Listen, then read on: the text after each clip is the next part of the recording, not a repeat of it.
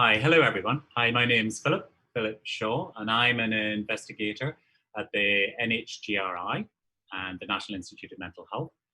And my research team looks into one of the most common challenges of childhood, attention deficit hyperactivity disorder. And we look at it not just in childhood, but throughout adulthood. And I think ADHD will be a problem that many of you will be familiar with as you are educators. Many of your students will face the challenges that come along with having ADHD. And I'm going to tell you a bit today about the work that my group and others have done trying to look at ADHD from the perspective of what's going on in the brain, using the brain as a way of trying to help us understand the genes that are at play in ADHD. And also we're going to consider the social context of ADHD. So I have no disclosures. I'm funded both by NHGRI and NIMH. And as I said today, what we're going to talk about is ADHD from three perspectives. So first of all, of what's going on in the brain in ADHD. And here I'm going to tell you a bit about some of the neuroimaging studies my group and others have done. These are imaging studies that use a technology that's completely safe and doesn't involve any radiation. It's called magnetic resonance imaging. And so we can use it to image kids with ADHD as they grow up. And I'm also going to tell you a bit about the genetics of ADHD. But of course, kids with ADHD are not just little neurogenetic events that are occurring in a vacuum. Kids live in contexts, and these contexts include the school, the family, and the wider society. And so I'm going to talk a little bit about the impact of different social contexts on ADHD. So to give you a bit of background, I thought I'd tell you about three participants in our study. All of these people have been diagnosed with an attention deficit hyperactivity disorder, ADHD, and obviously I've changed the details to preserve anonymity of the participants. So little Sophia, first of all, is a 6-year-old little girl who came to the study, and her mum described how her pre-K teachers were really very worried about Sophia. She had a severe impairment of attention. She couldn't stay focused on anything for more than a couple of seconds. And as a result, her teachers felt that she was failing to learn, despite obviously being quite a bright little kid. She was a kid who simply couldn't sit still during reading circle, was always running up to people, getting right in their space because she was so impulsive. And as a result, Sophia found herself rather isolated from her peers, something that both puzzled and upset her. So in addition to this extreme impulsivity and hyperactivity, I talked a little bit about her inattention, which really was very, very severe and impairing.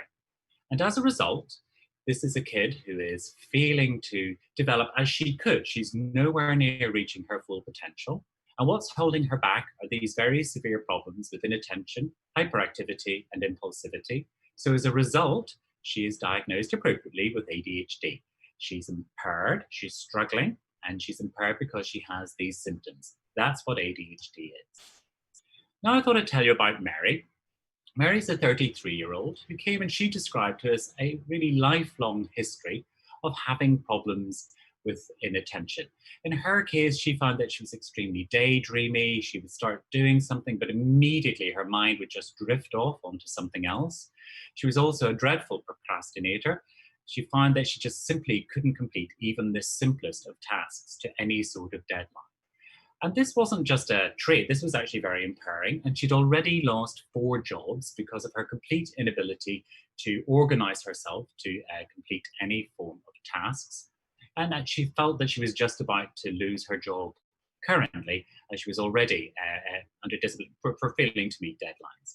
So Mary is someone who presents with a lifelong history of really severe intentional impairments. They were present in school, present throughout her higher education, and extremely impairing in adulthood.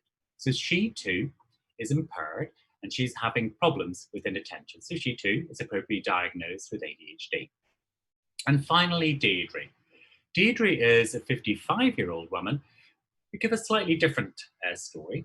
So she said she had some problems with inattention, but mainly her big issue since she was a childhood was her extreme impulsivity.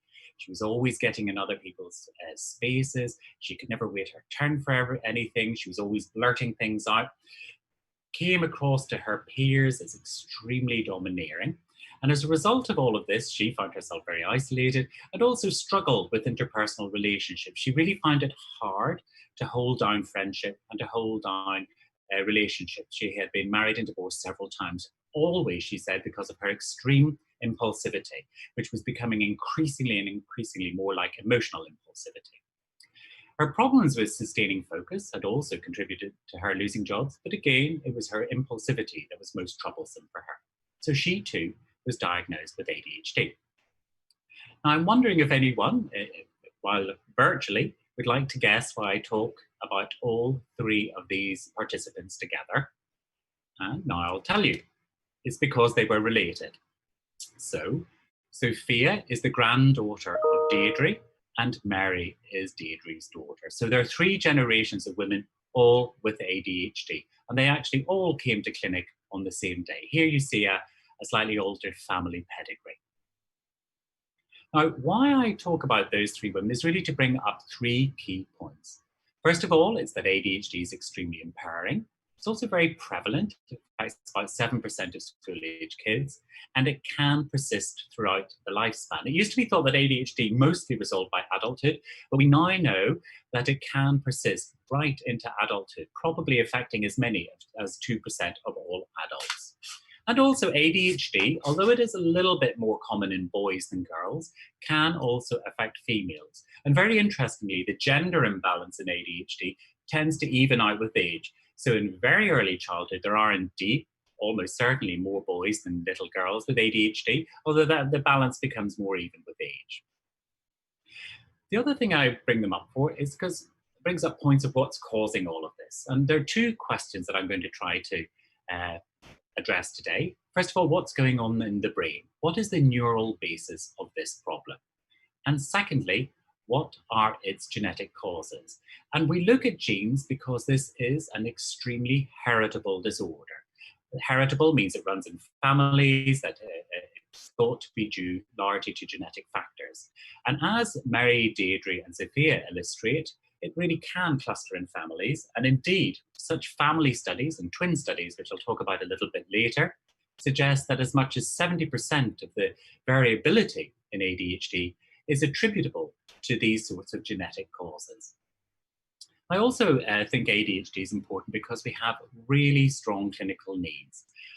Currently, the diagnosis of ADHD is made purely on the basis of a very detailed history and examination of the child and talking with parents and ideally with teachers as well.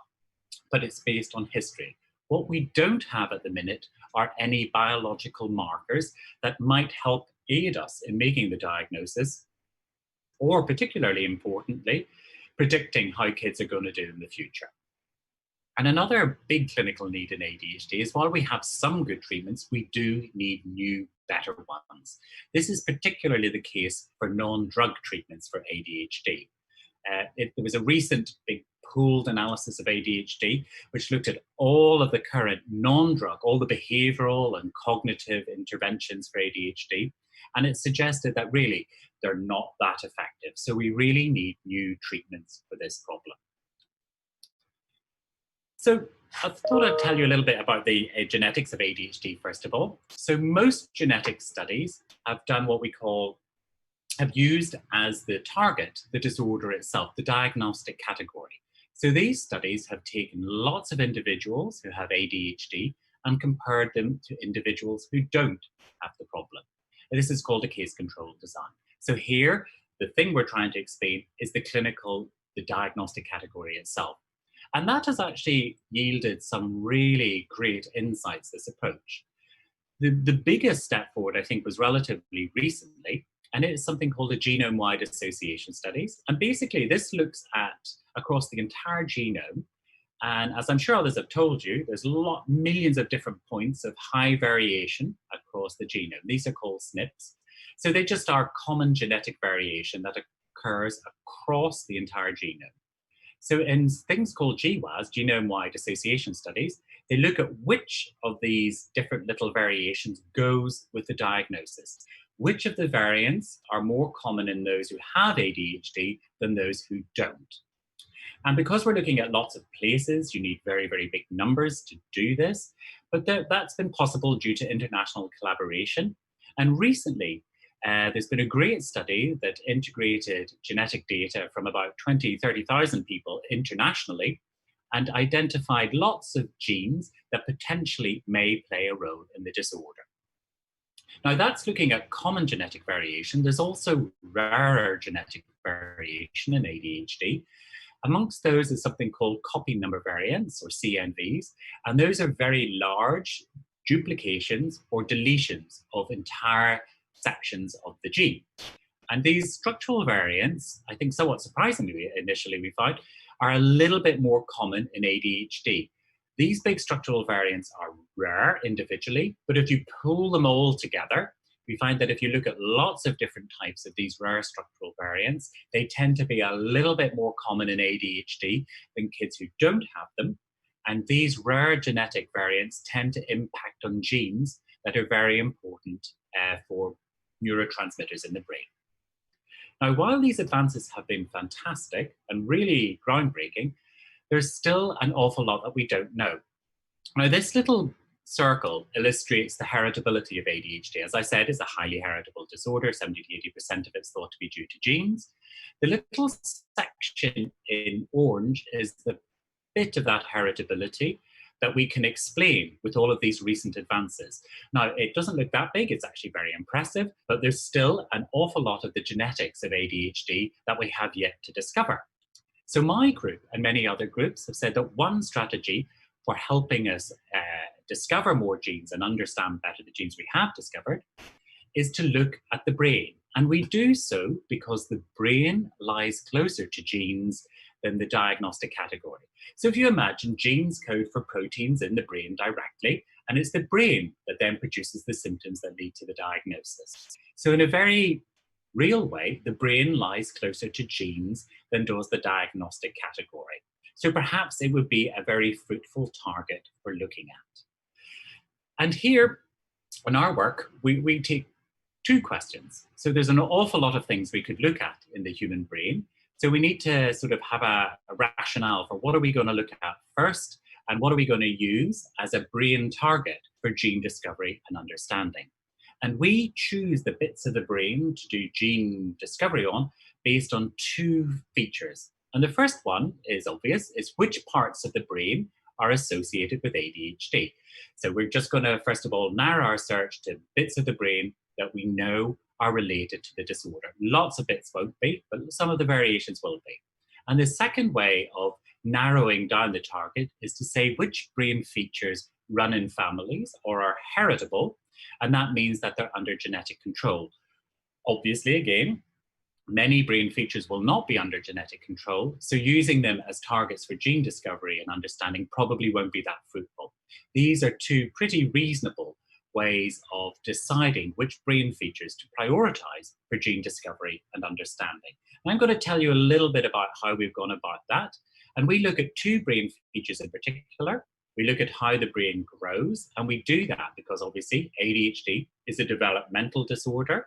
If you want to understand something that unfolds over childhood, you want to follow the same child as they grow up. You want to see how the brain grows. In other words, a movie is better than a picture. And the other thing we look at is the connectivity of the brain. ADHD involves a lot of cognitive challenges, and cognition is to do with how the brain talks to itself, something I'll explain in a minute. Okay, so brain connectivity, what do I mean by that? Well, a lot of people are now thinking of ADHD as a problem of brain connectivity. And what's meant by connectivity? Well, first of all, there is structural connections. And you can see a little cartoon of them here. This is a brain which is being spun round and round. And the broad swathes of colour in there represent the major white matter tracts of the brain. Now, white matter tracts of the brain are you can think of them as the old-fashioned telephone wires that carry signals from one city to another. They are the structural backbone of the brain that carries information from one brain region to another. And here you can see the different major tracts in the brain. And we can measure properties of these tracts safely using magnetic resonance imaging. So we think of that as the structural connections of the brain, or the structural connectome. And then also, there's the functional connectome. And here's a little picture of it here. Now, the functional connectome, as I'm talking, different parts of my brain are firing together to allow me to talk. So you can imagine that everything we do requires the recruitment of different brain areas. They fire together to produce cognitive activity. There's a lot of coordinated brain activity. And that's what we mean by the functional connectome. So again, to keep with my analogy, the structural connectome is the old-fashioned telephone wires that connect two cities. The functional connectome you can think of as the conversations that are being carried down those wires. Now, obviously, there's an awful lot of connections in the brain. So which ones should we use as targets or phenotypes for gene discovery and understanding? And as I said earlier, what we do is we narrow the search down to the features that are heritable and also associated with the disorder. And how do we do that? Well, we do that by studying families such as Sophia, Deirdre, and her daughter. We use families where there's multiple generations of individual, where ADHD runs in the family across generations and it goes widely. So they are called multiplex or multi-generational extended families, where the rates of ADHD are much higher than we would expect by chance alone, suggesting that genes have something to do with them. So at NIH, we were able to recruit 24 very large extended families, so-called multiplex families, with about 350 individuals. A high proportion had a history of ADHD. And here's one family here. This is actually the family that I showed you earlier. Everyone who has a little bold red color means that they had a diagnosis of ADHD. You can see how ADHD is running in the family there. So what we do with these families is we brought all of the family in. They very kindly came to NIH, and we imaged the brain of everyone in the family who could do so safely. And from these brain images acquired using magnetic resonance imaging, we were able to look at the structural connectome, those white matter tracts, and also the functional connectome, the different parts of the brain that fire together that support cognitive activity. So the aim of all of this study, again, to reiterate, is to look at across of all these different sorts of connections, the structural connections, the functional connections, to see which ones are running in families and are therefore heritable, and also which ones are associated with ADHD. And just to give you an overview of the results, the details don't matter, it's just the flavor of it. So here's the extended families, and here we're looking at the brain from above, and here from the front. And if a tract is in green, it means it is highly heritable, which means that, for example, it would be similar in Mary, Deirdre, and Sophia. This property of the brain tract would be similar in all three of those women because they're in different generations, suggesting it may be under genetic control.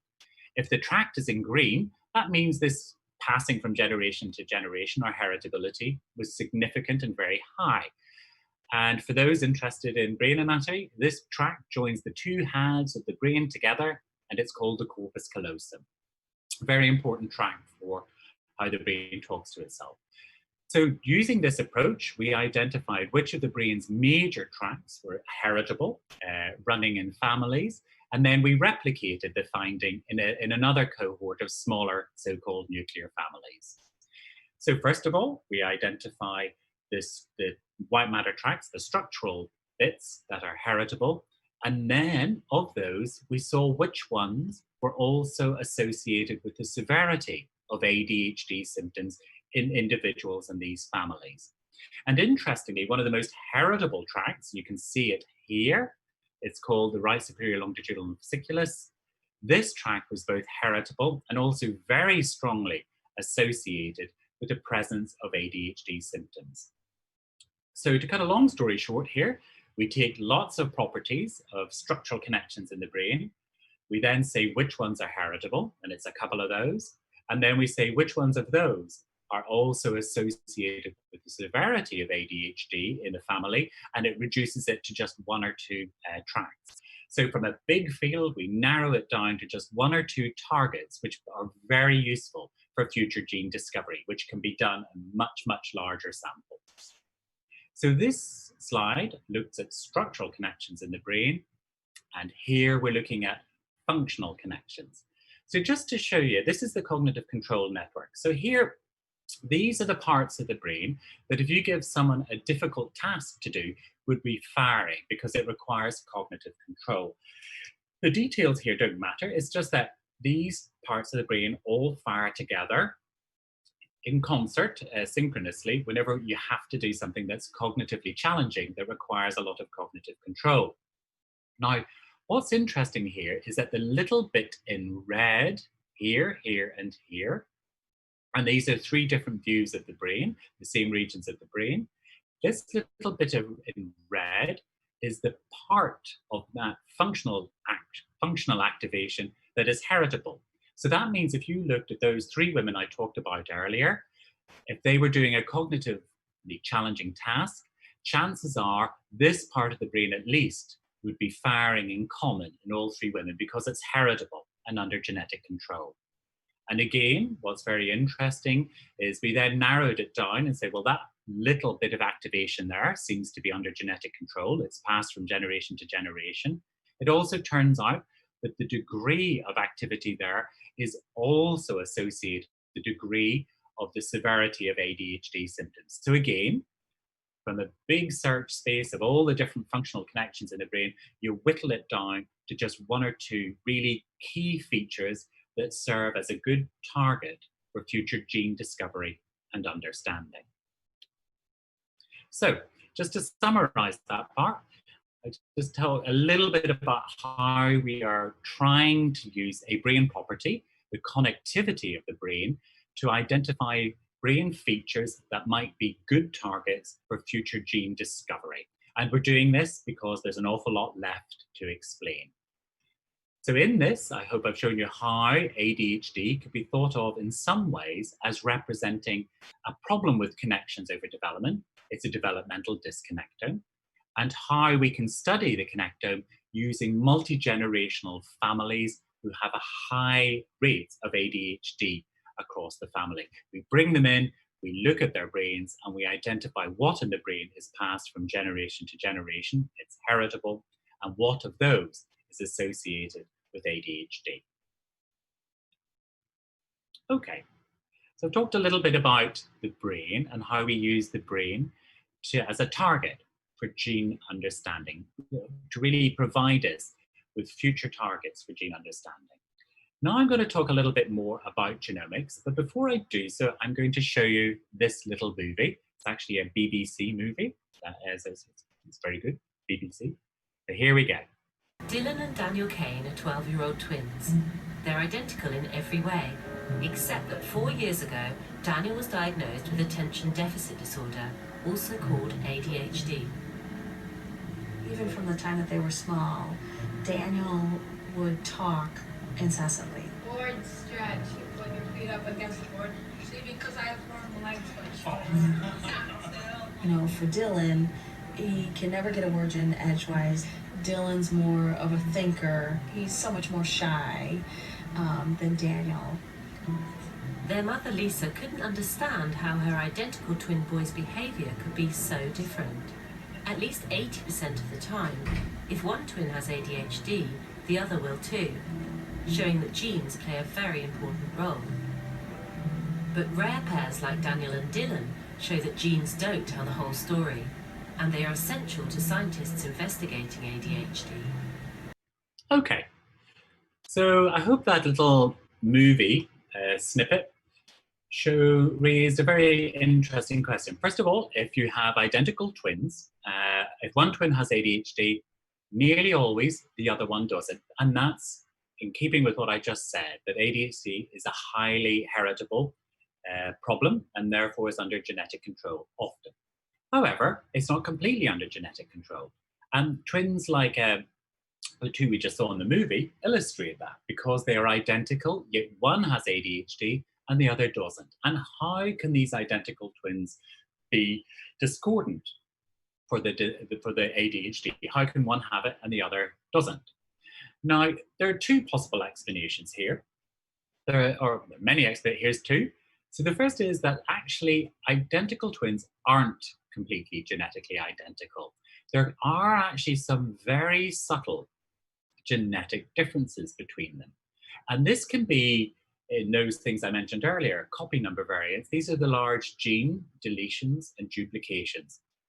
Twins actually can have very subtle differences in copy number variants. And a copy number variant in the right place can actually knock out or really impact on how genes function, which could have an impact on symptoms that lead to ADHD.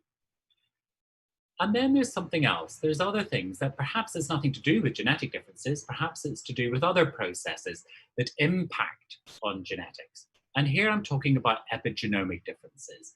So epigenomic differences, you can think of them as chemical processes that modify how genes are expressed. So remember, the genetic code is like, your ingredient book for proteins, which are your cake at the end of it all. But if you think of the genetic code as a string of letters, epigenetics, you can think of a sort of glue that comes along, and this glue sticks to the genetic code and will alter how that gene, how that part of the genetic code is expressed.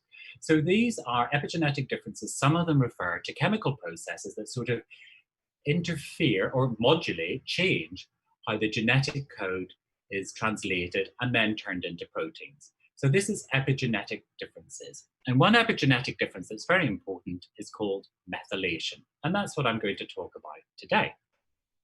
So these identical twins, what we did first of all is we had a national search at NIH to try to find monozygotic or identical twins who were completely discordant for ADHD. There's a couple of things to note here. First of all, it was extremely difficult to do so. We screened 360 pairs of identical twins, and only 16 of them came up as truly, fully discordant. And I think that illustrates the very high genetic factors in ADHD, because they're mostly genetically identical, so you'd expect them to be similar if it's a genetic disorder, and that was indeed the case. We only got 16 pairs that were really fully discordant. We actually were able to, these twins very kindly came in with their families to NIH, and we were able to look at the brain in all of these twins. And here what we did was to compare key structures in the brain between the affected twin, the twin with ADHD, and the twin who did not have ADHD. And here we're looking at the volume of a very key structure in the brain, and that key structure is called the caudate. You can think of it as the deep information processing center of the brain. It's right in the middle of the brain, and it's a relay station for information processing. So it circles information to the front of the brain. And what we find, as you can see from this graph, is a pretty consistent difference. So the affected twin, the twin who had ADHD, had a significantly smaller caudate than the unaffected twin in nearly all of the pairs. Each of these lines connects a pair of twins. So here is one twin who's unaffected and the other twin who is affected. So consistently, if the affected twin had ADHD, they had a smaller key information relay station of the brain. So that's the brain in these twins.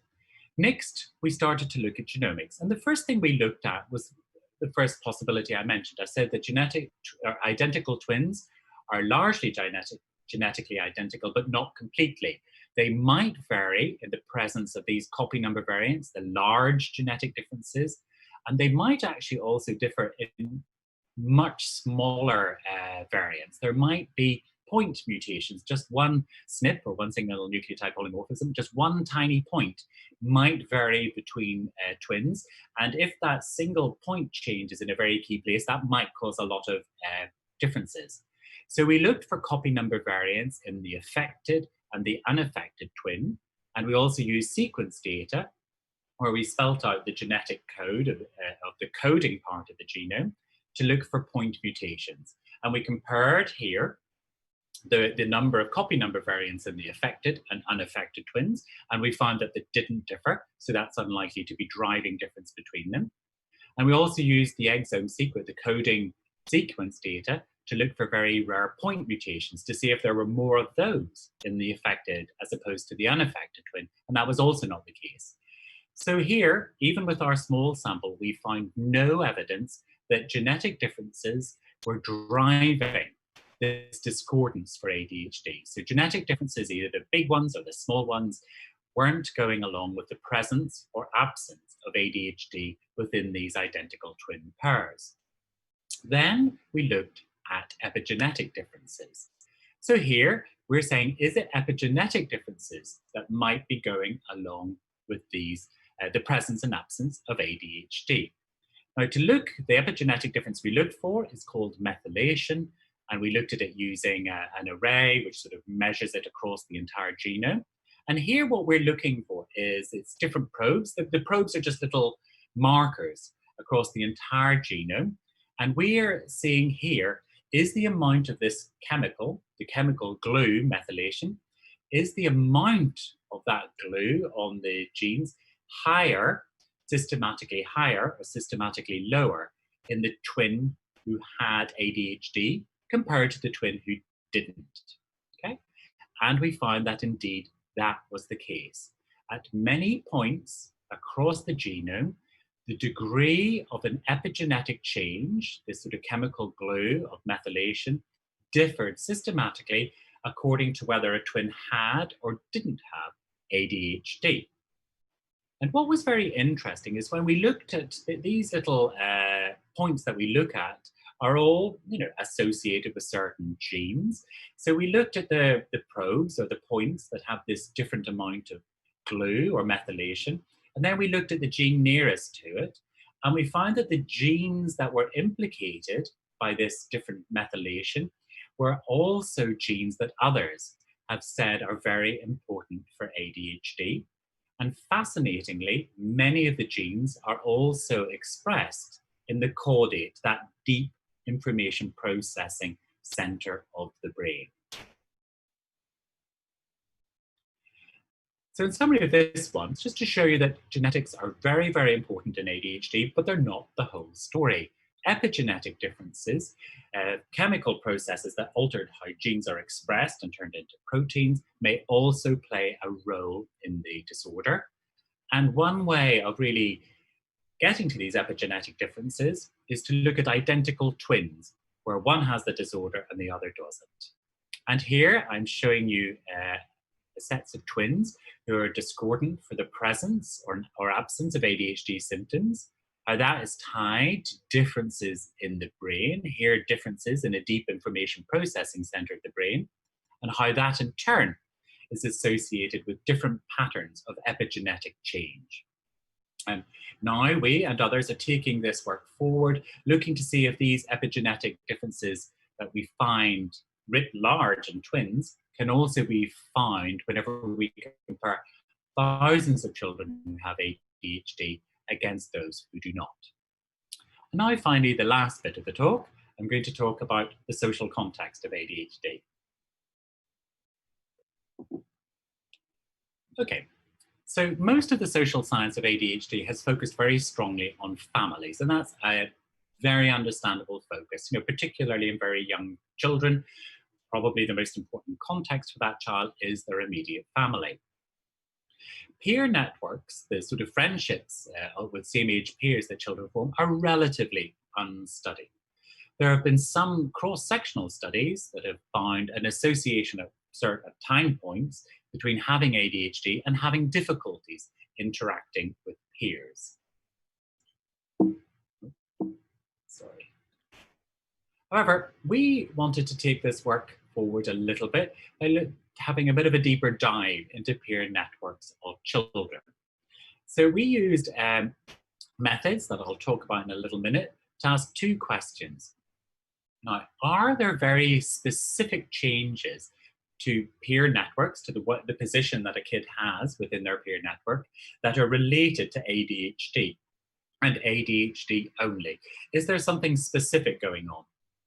The other option is that any childhood problems with mental health, if they're severe enough, could have a very adverse impact in the role a child plays in their peer network, which would be ADHD is just like everything else. They all can have an adverse impact on the peer network position. They're just another way in which children with mental health problems, another challenge that they face. And then the other question I want to ask is a child's position in their peer network, the role they play with their kids, partly heritable, partly under genetic influence by genetic factors?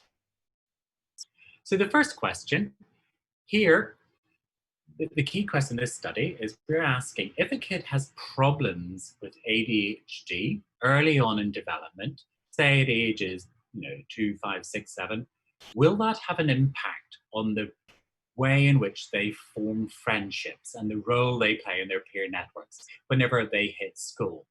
And is this impact of early problems with ADHD different from the impact of early problems with mood and anxiety? And to answer this question, we worked with a Dutch cohort. It's called, some Dutch colleagues, it's called the Generation R cohort. It's very famous. And here are the data from it. So they looked at a large number of children, 1,288, and these children had assessments, questionnaire assessments of problems related to ADHD and other related problems, and then problems related to childhood mood and anxiety.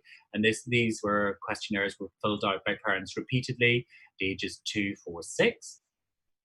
And then at the age of 7, we looked at the same child's peer networks, which I'll explain in a minute.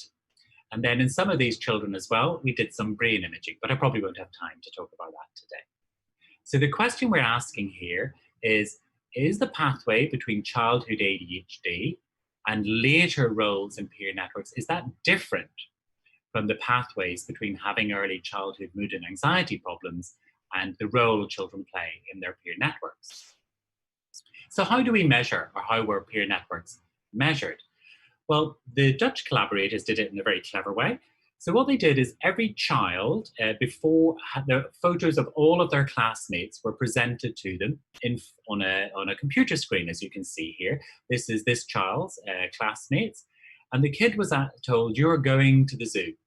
Who will you bring along with you? And the kid was allowed to tap on the pictures of 4 friends that they wanted to bring along with them. This defines friendship networks or peer acceptance. Then they also asked, who wouldn't you bring along? This is very sad. This defines peer rejection. And here you can see, while this individual would have brought along her, he wouldn't bring along her. She's rejected. Now, using all of this data, because all of the kids nominated or not one another, you get this fantastic network of nominations between all of the different children in the classroom. And from that, you can begin to use quantitative methods to pick up some themes.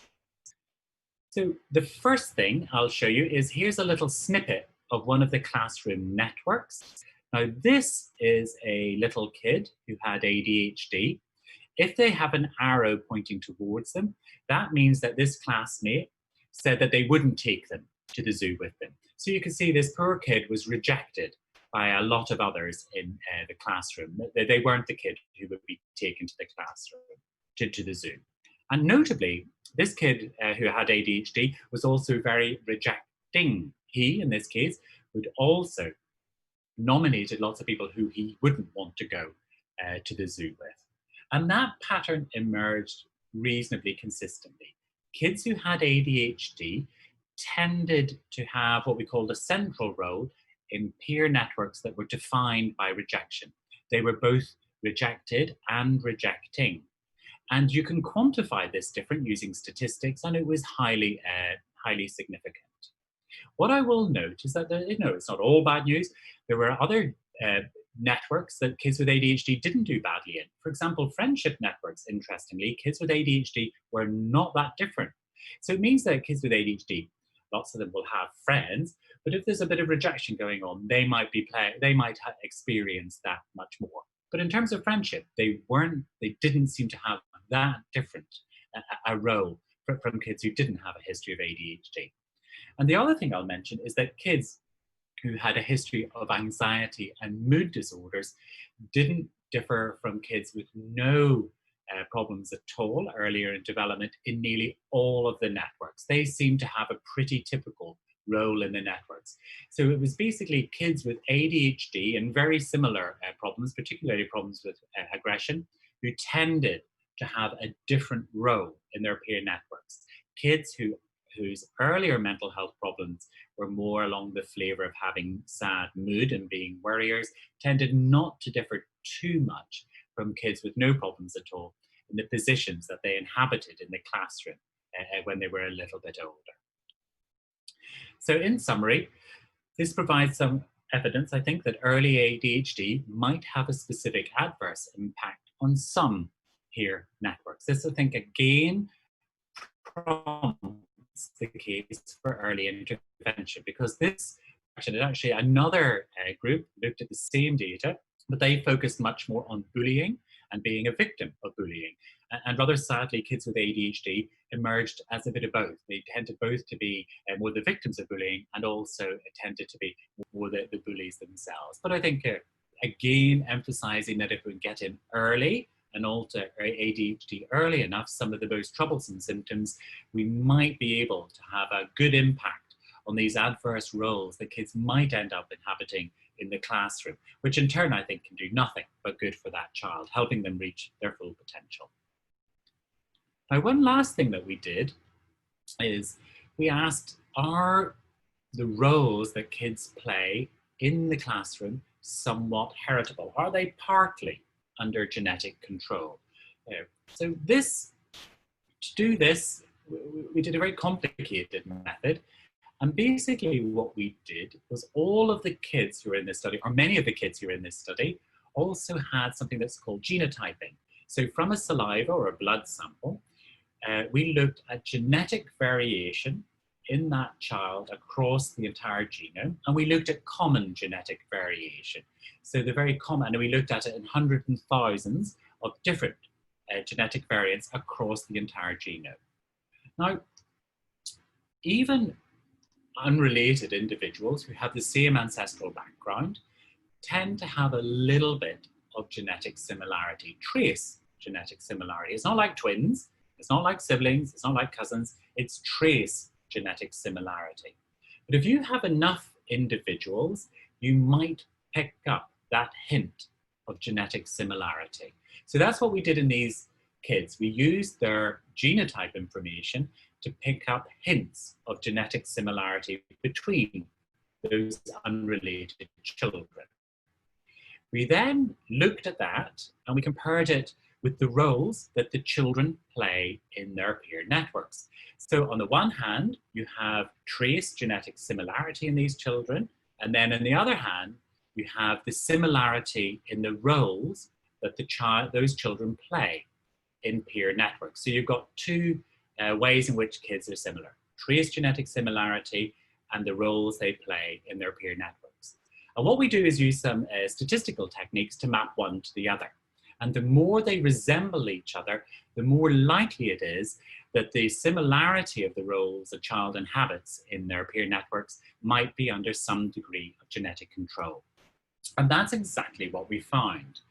We found that for a key measure called closeness centrality, it's basically how important are you as an individual to that network, emerged as significantly heritable in all of the networks that we looked at, networks defined by peer rejection, by friendship, and by social support. Now, the numbers in this study are tiny, so all you can say is that it is likely that some genetic factors are at play here, which perhaps in some ways isn't too surprising, as lots of behavioral traits are heritable. But nonetheless, I think it's somewhat interesting, suggesting that the role that a child plays in a network at some level might be influenced by genes. Part of the reason for being interested in that is it's actually quite easy and quite cheap to collect data on the roles that children play in social networks, and then to use that for gene discovery. And also, as I hope I showed earlier, sometimes we might be best placed to help children, not just by focusing on that child, but by looking at the entire system that child is embedded in. Perhaps we can make subtle shifts to the entire system to really help kids who are having difficulties. This approach has been widely used, for example, to prevent drug and alcohol misuse, and also to help some children with autistic spectrum disorders. Perhaps it's also an approach that we might think about, a classroom-based approach to help kids with ADHD, because it's just such a common challenge. So in conclusion, I hope today I've touched upon two themes: how we and many others are trying to build on the very exciting discoveries that have been made to the genetics of ADHD by looking at the brain. The brain lies close to genes and so might provide really good targets for gene discovery and understanding. Good targets are likely to be those that are heritable, run in families, and are related to the problems, the core problems of the disorder itself. Of course, it's not all just genes. Epigenetics, changes to the ways in which genes are expressed, may also play a role. And of course, critically, as all you teachers will know and educators will know, ADHD does not exist in a vacuum. Kids are embedded in contexts, in families, in classrooms, and in communities. And we need to also consider these very complex contexts as we begin to unravel the puzzles and challenges of ADHD. It's only by doing so that I think we'll get the most effective battery of really effective methods of helping kids. And so there, I'd like to thank my many collaborators, particularly those internationally, and also thank you for your attention, and to acknowledge my fantastic team at NHGRI, many of whom are listed here. And finally, I'll just end by thanking you again for your attention. And I think later I'll get a chance to chat with some of you all virtually, which I look forward to greatly. So thank you for your attention.